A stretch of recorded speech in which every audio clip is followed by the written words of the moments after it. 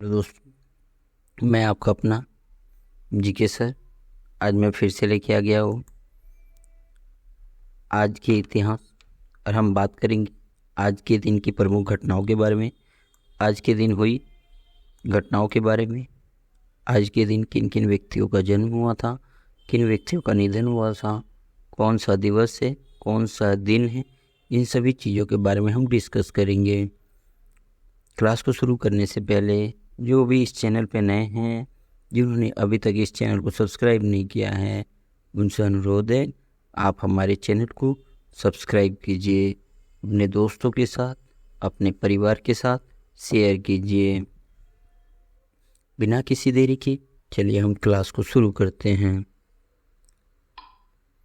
हम बात करेंगे 28 सितंबर के दिन की ऐतिहासिक घटनाओं के बारे में। क्या 28 सितंबर के दिन इतिहास में क्या क्या घटनाएं हुई हैं। हम बात करें तो अंतिम मुगल बादशाह बहादुर शाह द्वितीय जो थे, 1837 में दिल्ली का शासन उन्होंने संभाला था। कहाँ की दिल्ली का जो शासन था उसको इन्होंने संभाला था 1837 में, आज ही के दिन। क्लियर हुआ आप सभी को। बात करें तो चीन के हुआंगहो नदी में 1887 में आई बाढ़ से करीब 15 लाख लोग मारे गए थे। कितने लाख? 15 लाख। आप संख्या देख लीजिए, 15 लाख लोग मारे गए थे। कब? 1887 में। कौन सी नदी में बाढ़ आई थी? तो हुआंगहो नदी में बाढ़ आने की वजह से। बात करें तो इथोपिया ने 1923 में राष्ट्र संघ की सदस्यता छोड़ी थी। किसकी? राष्ट्र संघ की जो सदस्यता है उसको छोड़ दिया था इथोपिया ने 1923 में। बात करें अमेरिका ने 1928 में चीन की राष्ट्रवादी च्यांग काई शेक की सरकार को मान्यता दी थी। कब दिया था? 1928 ईस्वी में दिया था। आज ही के दिन राष्ट्रवादी जो च्यांग काई शेक जो थे उनकी सरकार को मान्यता दी थी। नेक्स्ट की बात करें तो इंडोनेशिया 1950 में संयुक्त राष्ट्र का 60वां सदस्य बना था। किसका? संयुक्त राष्ट्र का। कौन सा? इंडोनेशिया। बात करें तो फ्रांस में 1958 में संविधान को लागू हुआ था। कब? 1958 में संविधान जो था वो लागू हुआ था। बात करें एतोमिया के जलपोत की 1994 में तुर्क सागर में डूब जाने से 800 लोगों की मृत्यु हुई थी। कितने लोगों की मृत्यु हुई थी? 800 लोगों की मृत्यु हो गई थी। कब? इतोमिया के जलपोत में 1994 में तुर्क सागर के डूब जाने से। बात करते हैं अमेरिकी अंतरिक्ष शटल का, तो 1997 में अटलांटिक रूसी अंतरिक्ष केंद्र मीर से जुड़ा हुआ है। किससे जुड़ा हुआ है? मीर से जुड़ा हुआ है। बात करते हैं सिडनी ओलंपिक में, तो साल 2000 में 200 मीटर की दौड़ के स्वर्ण पदक का खिताब मोरियाना जोन्स तथा कैंटेरिस ने जीता था। किसने जीता था? कैंटेरिस ने जीता था। 200 मीटर की दौड़ के स्वर्ण पदक का खिताब जो था उसको। अगर बात करें तो अमेरिका एवं ब्रिटिश सेना सहयोगी ने 2001 में ऑपरेशन एंड्यूरिंग फ्रीडम प्रारंभ किया था। क्या प्रारंभ किया था? फेडरेशन एंड्यूरिंग फ्रीडम जो था उसको प्रारंभ किया था। बात करें यान 2003 में रूस की धरती पर सुरक्षित उतरा था। कहाँ पे?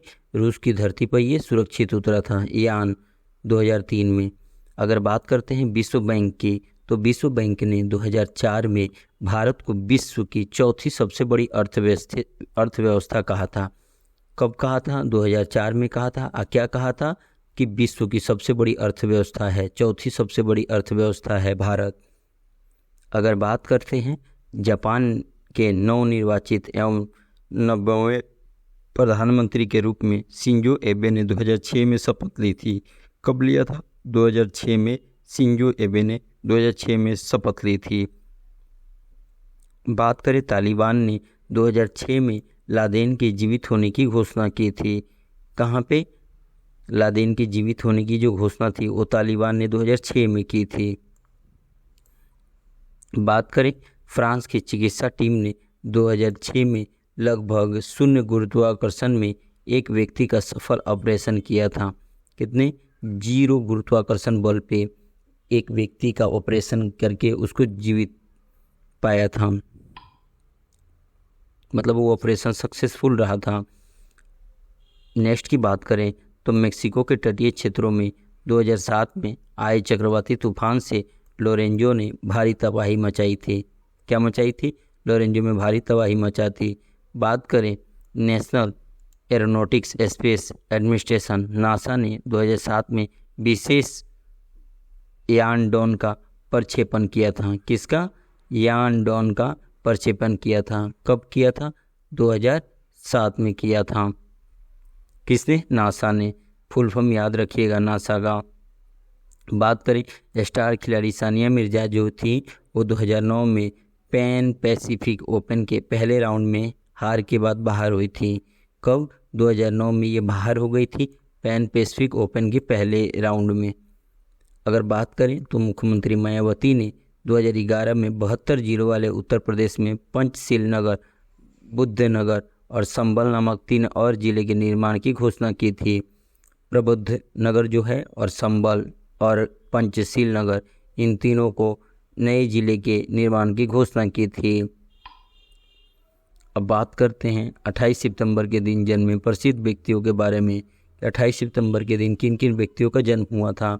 बात करते हैं तो अंग्रेज प्रचंड विद्या पंडित और विधि शास्त्री तथा प्राचीन भारत संबंधी सांस्कृतिक अनुसंधानों के प्रारंभकर्ता विलियम जोन्स का जो जन्म है 1746 में आज ही के दिन हुआ था। इनका क्या नाम था? William Jones. इनका जन्म 1746 में हुआ था। आध्यात्मिक गुरु शिरडी साईं बाबा का 1836 में आज ही के दिन जन्म हुआ था। किनका? शिरडी साईं बाबा का। बहुत लोग मानते हैं ये आध्यात्मिक गुरु हैं, लोग इनको भगवान भी बोलते हैं, पर ये आध्यात्मिक गुरु थे। इनका जन्म 1836 में आज ही के दिन शिरडी साईं बाबा का जन्म हुआ था। महाराष्ट्र में बहुत फेमस है ये। हिंदी के साहित्यकार तथा सरस्वती पत्रिका के संपादक श्री नारायण चतुर्वेदी जी का जन्म 1885 में आज ही के दिन हुआ था। बात करें महान स्वतंत्रता सेनानी भगत सिंह का 1907 में आज ही के दिन जन्म हुआ था। बात करते हैं अभिनेता पी जयराजा का 1909 में आज ही के दिन जन्म हुआ था। बात करें भारतीय पार्श्व गायिका लता मंगेशकर जी का आज ही के दिन 1929 में जन्म हुआ था। पता ही है ना, स्वर कोकिला जिनको बोला जाता है, लता मंगेशकर जी को। भारत के 41वें मुख्य न्यायाधीश राजेंद्र मल लोढ़ा जी का जन्म 1949 में आज ही के दिन हुआ था। अगर बात करें तो प्रसिद्ध भारतीय निशानेबाज अभिनव बिंद्रा जी का भी जन्म आज ही के दिन 1982 में हुआ था। कब हुआ था? 1982 में हुआ था। अगर बात करें तो बॉलीवुड अभिनेता रणबीर कपूर जी का भी जन्म 1982 में आज ही के दिन हुआ था। अब बात करते हैं 28 सितंबर के दिन हुए प्रसिद्ध व्यक्तियों के निधन के बारे में कि किन किन व्यक्तियों का आज के दिन निधन हुआ था। तो मुगल वंश का 18वां बादशाह अकबर द्वितीय का निधन 1837 में आज ही के दिन हुआ था। बात करें तो फ्रांस के प्रसिद्ध जैव वैज्ञानिक लुईस पास्चर जी का भी निधन 1895 में आज ही के दिन हुआ था। बात करते हैं प्रसिद्ध अमेरिकी खगोल शास्त्री एडविन हब्बल का निधन आज ही के दिन 1953 में हुआ था। कब हुआ था? 1953 में हुआ था। बात करें हिंदी के प्रसिद्ध साहित्यकार शिव प्रसाद सिंह जी का, तो इनका भी निधन आज ही के दिन 2008 में हुआ था। बात करते हैं भारत के पहले राष्ट्रीय सुरक्षा सलाहकार ब्रजेश मिश्रा जी का निधन आज ही के दिन 2012 में हुआ था। अगर बात करें तो हिंदी के प्रसिद्ध कवि वीरेंद्र डगवाल जी का भी निधन 1905 में आज ही के दिन हुआ था। 2015 में आज ही के दिन हुआ था। वीरेंद्र डगवाल जी जो थे वो प्रसिद्ध कवि थे, उनका निधन। अब बात करते हैं महत्वपूर्ण उत्सव और दिवस के बारे में कि 28 सितंबर के दिन क्या उत्सव है और महोत्सव है। तो विश्व रेबीज दिवस। अभी करंट में जो भी सोशल मीडिया ये सब चलाता होगा तो गाजियाबाद का इंसिडेंट था।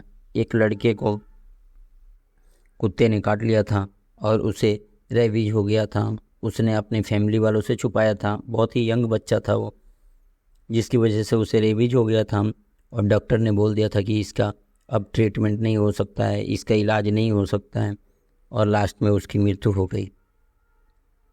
अभी हर जगह ये वायरल वीडियो भी हुए थे, न्यूज़ में भी आया हुआ था, हर जगह।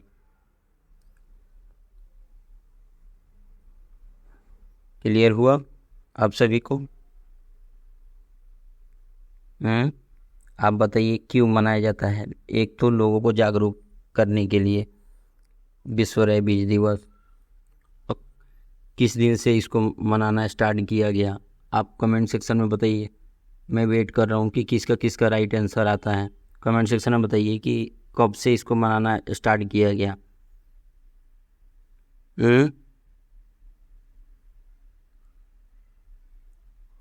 आपको पता है ये घातक है, बहुत ही घातक बीमारी है ये। तो बात करें तो 28 सितंबर को ये मनाया जाता है, आज ही के दिन। और इसको हर साल हजारों लोगों का जीवन का दावा करता है और लोगों की जानें भी जाती हैं। वैश्विक पहल के रूप में कार्य करता है। एक घातक जूनोटिक बीमारी है जो हर साल हजारों लोगों के जीवन का दावा करता है। Global alliance for rabies control, GARC, क्या GARC,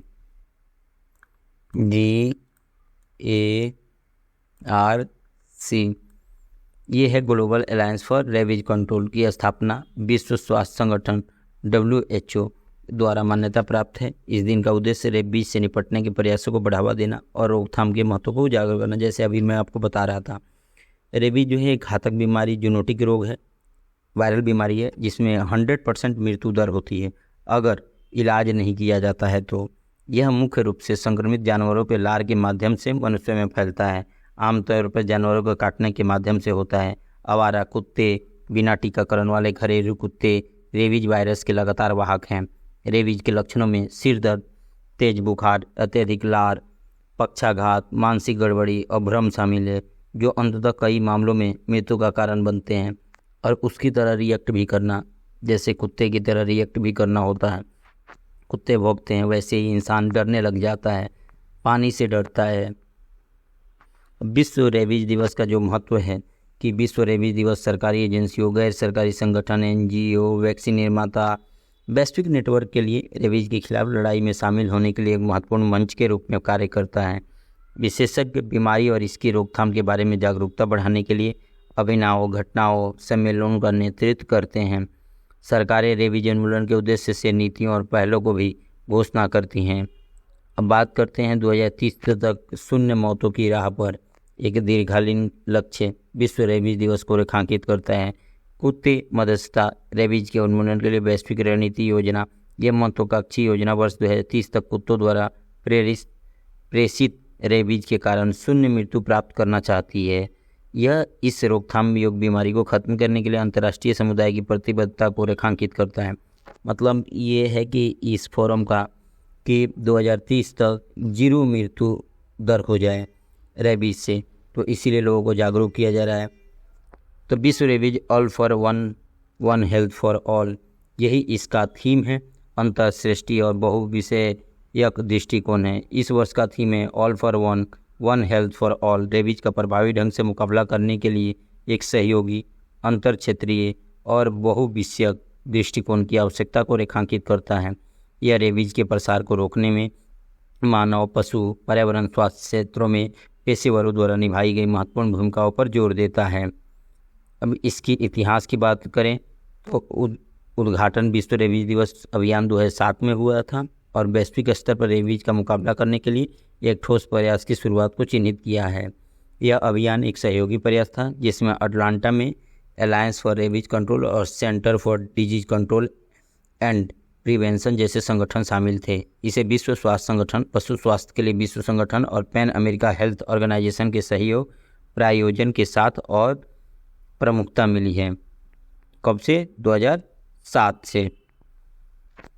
अब पेपर में क्या क्या पूछे जाते हैं मैं ये आपको बता देता हूँ कि पशु स्वास्थ्य मुख्यालय के विश्व संगठन जो है वो कहाँ पे है, तो पेरिस, फ्रांस में। आपको बता दूँ पशु स्वास्थ्य के लिए विश्व संगठन की स्थापना 25 जनवरी 1924 में हुई थी। कब हुई थी? 25 जनवरी 1924 में। क्लियर हो गया।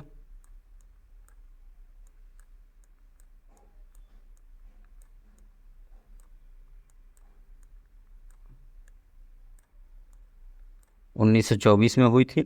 अब पशु स्वास्थ्य के लिए विश्व संगठन संस्थापक जो हैं इमैनुएल लैंगलेंजे हैं। कौन है? इमैनुएल लैंगलेंजे हैं। ये याद रखिएगा, ये सब पेपर में पूछे जाते हैं। यही 3 क्वेश्चन मोस्टली पेपर में पूछे जाते हैं, पर आपको मैंने डिटेल में इसके बारे में समझा दिया, बता दिया आपको। अगर आपको कोई डाउट है आप हमसे पूछ सकते हैं। बस आज के लिए इतना ही रहेगा इस क्लास में। जिन्होंने भी इस चैनल को अभी तक सब्सक्राइब नहीं किया है उनसे अनुरोध है आप हमारे चैनल को सब्सक्राइब कीजिए, अपने दोस्तों के साथ शेयर कीजिए, अब बेल आइकन को ज़रूर हिट कीजिए जिन्होंने अभी तक नहीं किया है। फिर मिलते हैं हम नेक्स्ट किसी वीडियो में। तब तक के लिए जय हिंद, जय भारत, भारत माता की जय।